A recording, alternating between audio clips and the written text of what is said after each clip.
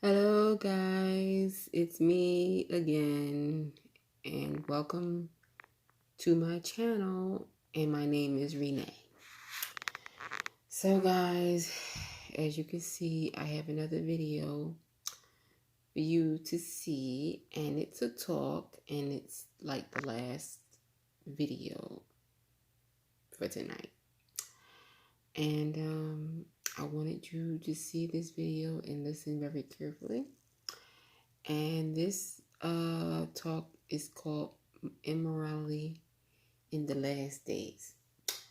So, I don't know if I had this video or not, but if I do, then I will probably like erase the other one. I don't know if I'm going to do that.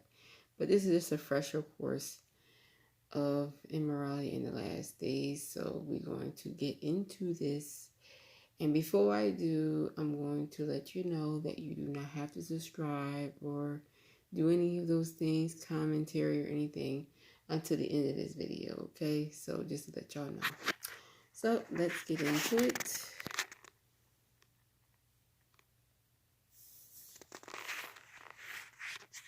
You know, there are many people today who say that we're not living in the time of the end. They say the world is just the same as it's always been. There's no real changes that have taken place. But of course, we know they're deceiving themselves. Never before have so many people around the globe openly practiced and flaunted sexual immorality. And not just among themselves, but they're seeing that it's brought into the homes by means of internet, television, and other means. Never before has man had the power to decimate entire populations by dropping just one bomb or by means of chemical warfare.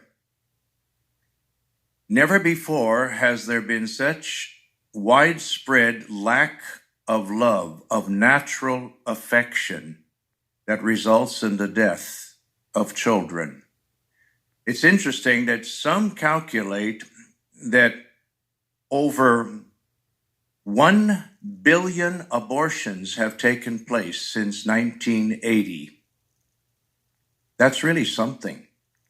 That's just about the population of China, if you can imagine. And that is something that's accepted as commonplace in our day. So some people think, well, things haven't changed, but is that true? No, quite to the contrary. And something else that we're fully aware of is that people around the earth are making a garbage dump out of the planet that we live on, polluting the air, the seas, the land, and yet some still insist that things haven't changed. Now, why is it? Why do people have that attitude? Well, part of it lies in what the scriptures tell us, what Paul wrote at 2 Corinthians 4:3 and 4. And there it says that Satan blinds the minds of the unbelievers. And the unbelievers are not just atheists.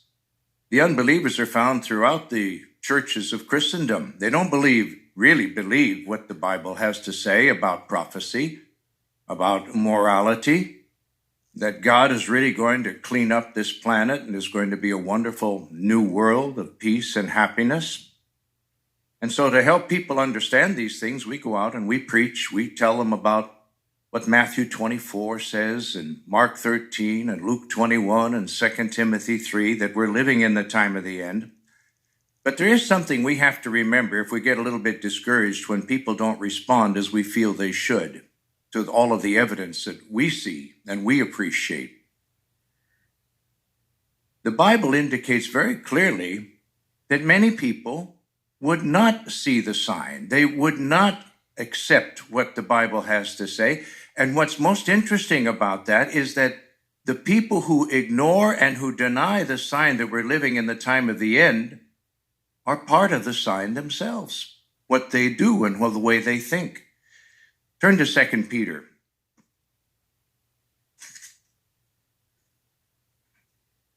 2 Peter chapter 3, and we'll read verses 3 and 4 in the first line and verse 5.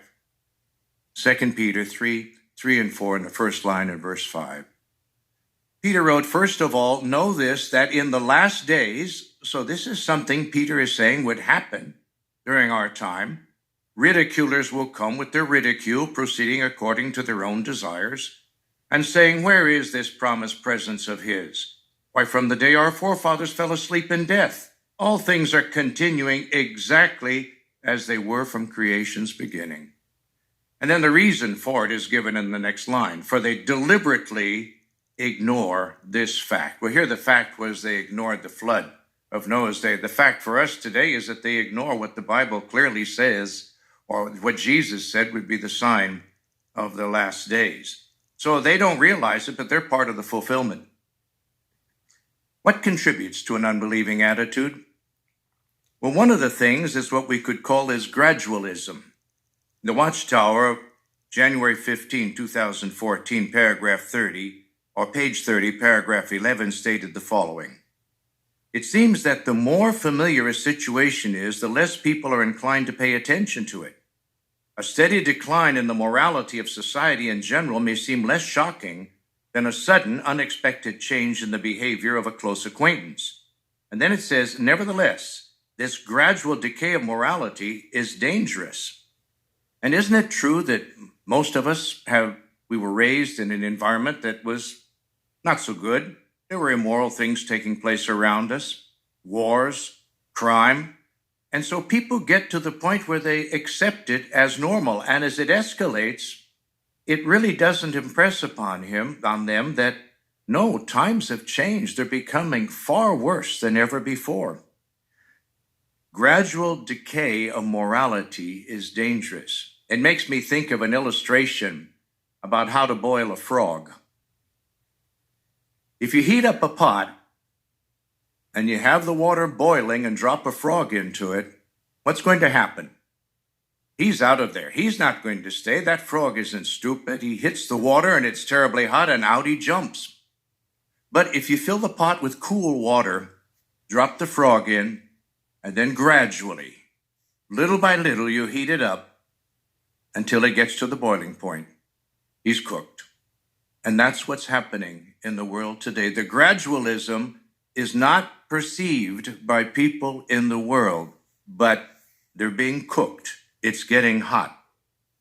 And so we know that wicked men are going to continue to increase, imposters scoffing at the truth.